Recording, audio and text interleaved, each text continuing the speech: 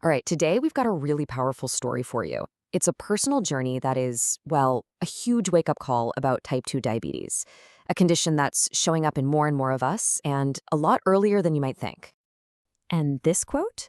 Man, it gets right to the heart of the whole thing. Diabetes is for older people, not me. It's a belief a lot of us have, and it's a dangerous one. These are the words of our main character, Allie. And this one idea is about to give him a serious reality check. So let's meet Ellie. On the surface, his life looks totally normal. But his mom, she sees something he just doesn't. She's worried about his health, but, like a lot of us would, he just brushes her off. I mean, he feels fine, so what's the big deal, right? And this is where it gets really clear. You've got his belief versus his reality side by side. In his head, Ollie's just a little tired. But the reality? His mom sees it plain as day. Lots of sweets, daily sodas, and zero exercise. And that gap, that disconnect between how we think we're doing and how we're actually living, that's exactly where the trouble begins. So even though Allie's in total denial, his body, it was already trying to tell him something was up. These weren't loud, blaring alarms, They were more like these quiet little signals, the kind that are just way too easy to ignore. So first up, a constant thirst. He was always thirsty. And yeah, he noticed it, but he found the perfect excuse. It's just the weather. It's so simple, right? A simple excuse that lets him just move on and not think about it. Next, his friend Hamza actually points out that Ollie's breathing really heavily after just walking up a flight of stairs. And what does Ollie do? Yep, brushes it right off. To him, it's nothing, just a minor thing. Definitely not a symptom. And this brings us right back to what he told his mom. Remember?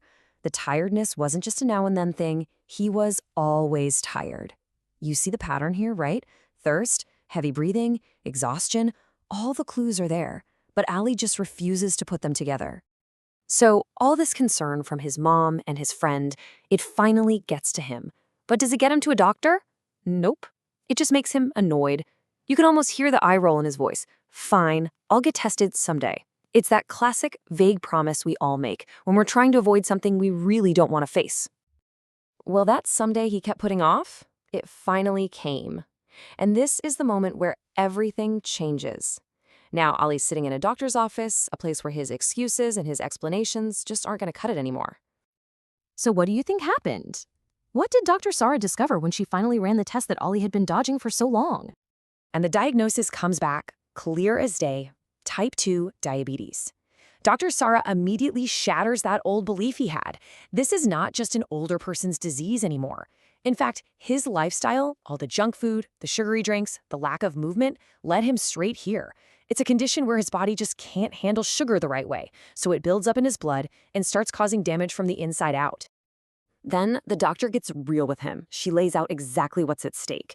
This isn't just about feeling a little off. Ignoring this can lead to serious, permanent damage to your eyes, your kidneys, your heart, your nerves. I mean, the really important stuff. Suddenly, this all gets very, very real. But right when things seem their darkest, Dr. Sara throws him a lifeline. And this is so important. A diagnosis isn't the end of the story. It's just information. And with the right changes, type 2 diabetes is absolutely controllable. And that one word, controllable, it just changes everything, doesn't it? That's the wake-up call. The shock, the fear, it's all still there. But now there's this little glimmer of hope. His denial is gone, and he's left facing the truth. You can just picture him, right? Walking home from the clinic, and everything is finally clicking into place. It's not his mom or his friend saying it anymore. He's saying it to himself. That constant thirst, the tiredness, the breathing, it all makes perfect, terrible sense now. And isn't this something we can all relate to, that feeling of, no way, this can't be happening to me? We all kind of think we're invincible, especially when we're younger. Allie's just been forced to realize that this stuff doesn't just happen to other people. It can happen to him. It did. And that leads to the thought that changes everything. This is his moment of truth. He realizes that the control Dr. Sara was talking about, well, it's completely up to him now. He has to change, and he has to change now, because someday just ran out. So what happens next? What does life look like after that wake-up call, when you finally decide to take control? Let's see what happened with Ollie. Okay, so it all starts on day one with the shock of that diagnosis. But fast forward just 3 months, and look at this. It's a whole new lifestyle.